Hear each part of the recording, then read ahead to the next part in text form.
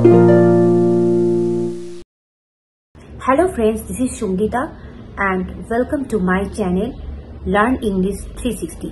বন্ধুরা, আজকে তোমাদের জন্য একটা দারুণ টপিক নিয়ে চলে এসেছি।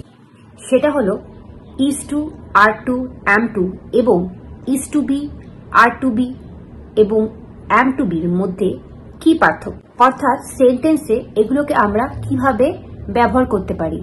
মাঝে মাঝে সেন্টেন্সে এগুলোর ব্যবহার নিয়ে আমাদের মধ্যে কনফিউশন হয়, অর্থাৎ আমরা এগুলোকে সঠিকভাবে ব্যবহার করছি কিংবা ভুলভাবে ব্যবহার করছি মাঝে মাঝে বুঝে উঠতে পারি না।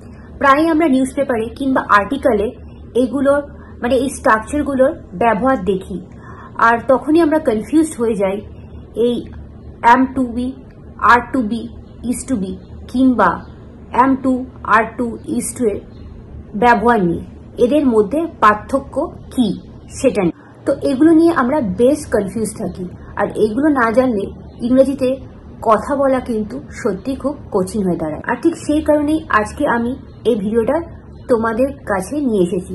তো আজকের এই ভিডিওটা কিন্তু খুবই ইম্পর্টেন্ট এবং খুবই ফ্রুটফুল হতে চলেছে। তো তোমরা কোথাও যাবে না, ফার্স্ট থেকে লাস্ট অবধি ভিডিওতে আমার সাথে থাকবে। আর আরেকটা কথা, আমার চ্যানেলে যারা নতুন বন্ধুরা এসেছো প্লিজ আমার চ্যানেলটাকে সাবস্ক্রাইব করে নিও, তাহলে যখনই আমি নিউ ভিডিও আপলোড করব তার নোটিফিকেশন তোমাদের কাছে চলে আসবে। তাহলে চলো আর দেরি না করে শুরু করা যাক আজকের ভিডিও। যদি আমি বলি আমাকে স্কুলে যেতে হবে, I have to go to school. তাকে স্কুলে যেতে হবে, he has to go to school. আমাকে কাজটা শেষ করতে হবে, I have to finish the work. তাকে কাজটা শেষ করতে হবে, he has to finish the work. দেখো, এই সেন্টেন্সগুলো কিন্তু আমরা প্রায় বলে থাকি আর এগুলোর সাথেই আমরা পরিচিত। তাহলে এই সেন্টেন্সগুলোতে is to, are to, am to এর ব্যবহার আমরা কখন করব, আর এগুলোকে আমরা ঠিক কোন অর্থে করব, এগুলোর মধ্যে কি পার্থক্য। দেখো, সেন্টেন্সে যখন আমাদের বোঝাতে হয় কোনো একটা কাজ পরিকল্পিত বা একটা কাজ করতে হয়, কাজটা পরিকল্পিত বা কাজটা করতে হয়, তখন আমরা সেন্টেন্সে ইজ টু, আর টু বা অ্যাম টু এর ব্যবহার করতে পারি। কিন্তু যখন কোনো একটা কাজ অব্লিগেশন বোঝায় বা কোনো একটা কাজ কম্পালশন বোঝায়, তখন আমাদের সেখানে হ্যাজ টু বা হ্যাভ টু এর ব্যবহার করতে হয়। তার মানে কাজটা আমাদের দায়িত্ব বা রেসপন্সিবিলিটি, আমাদের কাজটা করতে হবে বা কাজটাকে বাধ্যতামূলকভাবে আমাদেরকে করতে হবে। এরমটা বোঝাতে আমরা সেন্টেন্সে হ্যাভ টু বা হ্যাজ টু এর ব্যবহার করে থাকি। সবার আগে আমরা ইজ টু এর ব্যবহার দেখব। যদি বলি তাকে সেই জায়গাটায় যেতে হবে, he has to go to that place. He has to go to that place. But আমি যদি বলি তাকে সেখানে যেতে হয়, তাহলে আমি বলবো হি ইজ টু গো দেয়ার। দেখো, আমি তাকে সেখানে যেতে হয় বোঝাতেও যদি হি ইজ টু গো দেয়ার বলাই, তাহলেও কিন্তু সেন্টেন্সটা কারেক্ট। অর্থাৎ আমরা হ্যাজ টু এর জায়গায় ইজ টু এর ব্যবহারও সেন্টেন্সে করতে পারি। দেখো, সেন্টেন্সে এত কিছু ভেবে তোমাদের ব্যবহার করতে হবে না।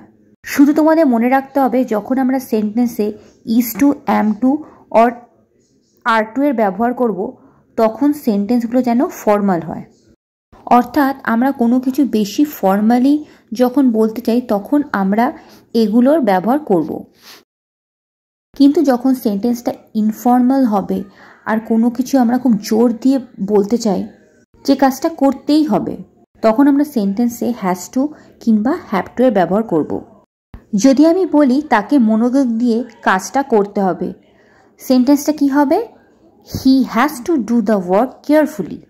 দেখো, এখানেও কিন্তু আমরা ইজ টু এর ব্যবহার সেন্টেন্সে করতে পারি। আমরা এখানে এটাও বলতে পারি হি is to do the work carefully, কিন্তু এখানে আমরা খুব একটা জোর দিয়ে বলছি না কথাটা, অর্থাৎ সেন্টেন্সটা হচ্ছে ফর্মাল। আবার এখানে আমরা যদি এটা বলি আমাকে মনোযোগ দিয়ে কাজটা করতে হয়, তখন কিন্তু আমরা সেন্টেন্সে ইজ টু এর ব্যবহার করতে পারি। তখন সেন্টেন্সটা কি হবে? He is to do work carefully. এবার হয়তো তোমরা বুঝতে পারলে সেন্টেন্সে হ্যাজ টু আর ইজ টু এর মধ্যে কি পার্থক্য। দেখো, এখানে আমাদের আরও একটা কনফিউশন থাকে। যদি আমি বলি তার দুপুর দুটোয় আমার সাথে কথা বলতে হবে। তাহলে সেন্টেন্সটা কি হবে? He has to talk to me at 2 PM। কিন্তু এখানেও আমরা হি is to talk to me at 2 PM এটাও বলতে পারি। তাহলে কোনটার ব্যবহার আমরা কখন করব? দেখো, আমরা যখন বলবো হি is to talk to me at 2 PM, মানে যখন বলবো তার দুপুর 2টোর সময় আমার সাথে কথা বলার কথা আছে, অর্থাৎ এটা প্ল্যান্ড, এটা পরিকল্পিত। এরকমটা বোঝাতেই কিন্তু সেন্টেন্সে আমরা ইজ টু এর ব্যবহার করছি এখানে। বাট যখন আমরা বলবো he has to talk to me at 2 PM, তখন কিন্তু আমরা সেন্টেন্সে একটা অব্লিগেশন বা একটা কম্পালশন বোঝাতে চাইছি, অর্থাৎ জোর দিয়ে বলতে চাইছি যে তার আজ 2টোর সময় আমার সাথে কথা বলতে হবে।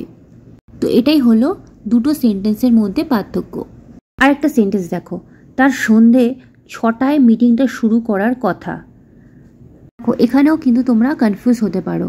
কোনো কিছু শুরু করা অর্থে আমরা জেনারেলি সাপোজ টু ইউজ করি, কিন্তু সাপোজ টু এর ব্যবহার আমরা প্রতিদিনের কনভারসেশনে করি, অর্থাৎ সবসময় যে কথাগুলো আমরা বলে থাকি, যেই সেন্টেন্সগুলো ইনফর্মাল।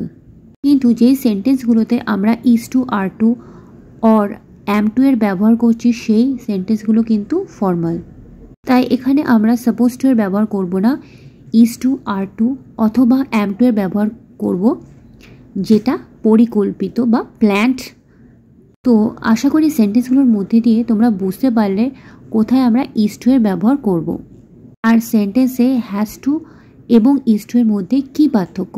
আর আমরা দেখব অ্যাম টু এর ব্যবহার। দেখো, যখন আমাদের বলতে হয় কোনো একটা কাজ আমাকে করতে হয়, তখন আমরা সেন্টেন্সে অ্যাম টু এর ব্যবহার করব।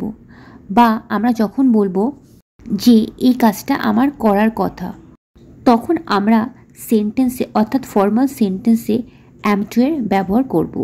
সেন্টেন্স দেখো, তোমরা আরও ভালো করে বুঝতে পারবে। দেখো, সেন্টেন্সে ইজ টু আর অ্যাম টু এর মধ্যে কোনো পার্থক্য নেই। আমরা সাবজেক্ট অনুযায়ী ইজ টু অথবা অ্যাম টু এর ব্যবহার করে থাকি। যখন সেন্টেন্সে থার্ড পারসন সিঙ্গুলার নাম্বার হবে, তখন আমরা তারপরে অর্থাৎ সেই সাবজেক্টটার পরে ইজ টু এর ব্যবহার করব। আর যখন আমরা অ্যাম টু এর ব্যবহার করব, তখন সবসময় সাবজেক্টটা আই থাকবে। যদি আমি বলি আমাকে সকালে স্কুলে যেতে হয়, I am two go to school in the morning. যদি বলি আমার আগামীকাল দিল্লিতে যাওয়ার কথা, I am two go two Delhi tomorrow. I am two go two Delhi tomorrow. সেন্টেন্সটা কিন্তু ফর্মাল সেন্টেন্স, আর এখানে আমরা অ্যাম টু এর ব্যবহার সেন্টেন্সে করেছি কোনো একটা কাজ পরিকল্পিত বোঝাতে। নেক্সট এক্সাম্পল দেখো, আমার বিকেলে 5টায় তার বাড়ি যাওয়ার কথা। এখানে কি হবে? I am two go to his house at 5 PM। দেখো, একটা জিনিস এখানে তোমরা মনে রাখবে, যদি আমি বলি আমাকে বিকেল 5টায় তার বাড়ি যেতে হবে, আমরা এখানে বলতে পারি I have to go to his house at 5 PM। But এখানে যদি আমরা অ্যাম টু এর ব্যবহার করি, তাহলেও কিন্তু সেন্টেন্সটা কারেক্ট। যদি বলি I am two go to his house at 5 PM, অর্থাৎ দুটো ক্ষেত্রে কিন্তু আমরা সেন্টেন্সে অ্যাম টু এর ব্যবহার করতে পারি, বা ইজ টু এর ব্যবহার করতে পারি, বা আর টু এর ব্যবহার করতে পারি। অর্থাৎ সেন্টেন্সে যেখানে আমরা হ্যাভ টু অথবা হ্যাজ টু এর ব্যবহার করছি, সেখানে আমরা ইজ টু, আর টু অথবা অ্যাম টু এর ব্যবহারও করতে পারি। অর্থাৎ সেন্টেন্সগুলো কিন্তু ভুল হয় না। অর্থাৎ যে কোনো একটার ব্যবহার তোমরা সেন্টেন্সে করতে পারো। তোমরা চাইলে সেন্টেন্সটাকে ফর্মাল বানাতে পারো অথবা ইনফর্মালও বানাতে পারো।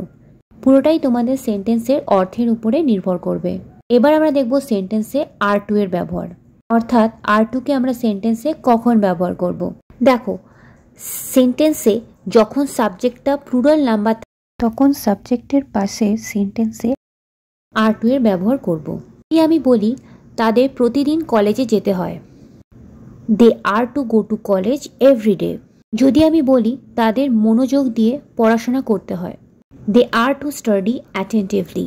যদি আমি বলি তাদের আগামীকাল মুম্বাই যাওয়ার কথা, দেখো এখানে কিন্তু আমরা সাপোজ টু এর জায়গায় আর টু এর ব্যবহার সেন্টেন্সে করছি, কারণ সেন্টেন্সটা ফর্মাল আছে। সেন্টেন্সটা কি হবে? They are to go to Mumbai tomorrow. They are to go to Mumbai tomorrow. আগামীকাল তাদের মুম্বাই যাওয়ার কথা আছে। আমার মনে হয় এ পর্যন্ত তোমরা বুঝতে পেরেছো সেন্টেন্সে কোথায় আর টু, ইজ টু অথবা অ্যাম টু এর ব্যবহার করতে হয়। দেখো সেন্টেন্সগুলোকে প্র্যাকটিস করো, যত তোমরা সেন্টেন্সগুলোকে বলবে তত তাড়াতাড়ি তোমরা এগুলোর সাথে পরিচিত হবে। এবার সেন্টেন্সগুলোকে যদি আমরা পাস্ট টেন্সে তৈরি করি তখন আমরা সেন্টেন্সে ওয়াজ টু অথবা ওয়্যার টু এর ব্যবহার করব। এক্সাম্পল দেখো, তার আজকে খেলতে আসার ছিল। He was to come play today. He was to come play today. তো তোমরা বুঝতে পারছো এখানেও কিন্তু আমরা পরিকল্পিত একটা ব্যাপার বোঝাতে সেন্টেন্সে ওয়াজ টু এর ব্যবহার করছি। শুধুমাত্র আমরা সেন্টেন্সগুলোকে পাস্ট টেন্সে রাখছি। সেন্টেন্সের অর্থটা কিন্তু একই রকম থাকছে। সেন্টেন্সটা যখন প্রেজেন্ট টেন্সে থাকছে তখন আমরা ইজ টু, আর টু অথবা অ্যাম টু এর ব্যবহার করছি, আর যখন পাস্ট টেন্সে থাকছে তখন ওয়াজ টু অথবা ওয়্যার টু ব্যবহার করছি। আরেকটা এক্সাম্পল দেখুন, সকাল 8টায় ট্রেনটি স্টেশনে আসার কথা ছিল। The train was to arrive at the station at 8 AM. The train was to arrive at the station at 8 AM. যদি সাবজেক্টটা প্লুরাল নাম্বারে থাকতো তাহলে আমরা সেন্টেন্সে কিন্তু ওয়্যার টু এর ব্যবহার করতাম। এক্সাম্পল দেখুন, তাদের বিকেলের মধ্যে আসার কথা ছিল। তাহলে সেন্টেন্সটা কি হবে? They were to arrive in the afternoon. দেখো এখানেও আমি একই কথা বলবো, সেন্টেন্সে তোমরা সাপোজ টু এর সাথে কনফিউজড হবে না। সাপোজ টু এর ব্যবহার আমরা সবসময় ইনফর্মাল সেন্টেন্সের ক্ষেত্রে করে থাকি, আর এখানে যখন আমরা ওয়াজ টু অথবা ওয়্যার টু এর ব্যবহার করছি যখন সেন্টেন্সগুলো ফর্মাল, সেক্ষেত্রে আমরা ওয়াজ টু অথবা ওয়্যার টু এর ব্যবহার করে থাকব। দেখো সেন্টেন্সে আমরা is to be, are to be অথবা অ্যাম টু এর ব্যবহার তখনই করব যখন সেন্টেন্সগুলো প্যাসিভ ভয়েসে থাকবে। যদি আমি বলি আমার টিচারের আজকে কল করার কথা, my teacher is to call today, এই সেন্টেন্সটাকেই যদি আমি প্যাসিভ ভয়েসে রাখি তাহলে সেন্টেন্সটা কি হবে? আমাকে কল করা হবে আমার টিচারের দ্বারা, বা আমাকে টিচারের দ্বারা কল করা হবে। I am to be called by my teacher. I am to be called by my teacher. দেখো এখানে বাই মাই টিচারের ব্যবহার কিন্তু হয় না।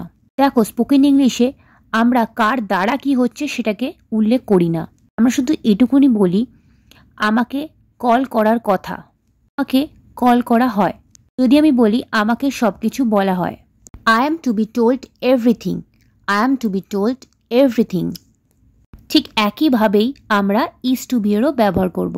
হাঁটাটাকে বাইরে রাখা হয়, the broom is to be kept outside. The broom is to be kept outside. দেখো এখানে সেন্টেন্সটা কিন্তু প্যাসিভ ভয়েসে আছে, এখানে সাবজেক্ট নিজে কিছু করছে না। যদি আমি বলি বিষয়টিকে গোপন রাখার কথা, the matter is to be kept secret. The matter is to be kept secret. পর্যন্ত আশা করি তোমরা বুঝতে পারলে। এবার আমরা দেখব আর টু বি এর ব্যবহার। দেখো সেন্টেন্সে সাবজেক্ট যখন প্লুরাল নাম্বারে থাকে তখন সেক্ষেত্রে আমরা আর টু বি এর ব্যবহার করি সেন্টেন্সে। এক্সাম্পল দেখো, যদি বলি জুতোগুলো পরিষ্কার করতে হবে, আমরা এটাও বলতে পারি জুতোগুলো পরিষ্কার করার কথা। সেখানে কি হবে? The shoes are to be cleaned. The shoes are to be cleaned. তাদেরকে ডাকতে হয় বা তাদেরকে ডাকতে হবে, সেক্ষেত্রে কি হবে? They are to be called. They are to be called. দেখো এখানে তাদেরকে কাদের দ্বারা ডাকা হবে সেটা কিন্তু এখানে আমরা বলছি না। যদি আমি বলি টয়েসগুলো পরিষ্কার করার কথা ছিল, toys were to be cleaned. জামা কাপড়গুলোকে ধোয়ার কথা ছিল, clothes were to be washed. The clothes were to be washed. তাহলে তোমরা বুঝতে পারছো সেন্টেন্সে আমরা ওয়াজ টু বি আর ওয়্যার টু বিকে কীভাবে ব্যবহার করছি। তো এই ছিল আজকের ব্যবহার। আমার মনে হয় প্রত্যেকটা ব্যবহারকে তোমরা খুব ভালো করে বুঝতে পেরেছো। দেখো যত তোমরা এগুলোকে প্র্যাকটিস করবে, যত তোমরা এগুলোর পরে সেন্টেন্স তৈরি করবে, তত তোমরা শিখতে পারবে খুব ভালোভাবে। এগুলোকে ব্যবহার করাটা কিন্তু খুবই সহজ, শুধু একটু প্র্যাকটিসের দরকার। তো বন্ধুরা এই ছিল আজকের টপিক, এই ছিল আজকের ভিডিওটা ভালো লাগলে অবশ্যই একটা লাইক করে দিও। বন্ধুদের কাছে শেয়ার করো যারা ইংরেজি শিখছে বা ইংরেজি শিখতে চাইছে। So this is all about today. I'll be back with another video. Till then, take care. Thank you for watching this video. Bye bye.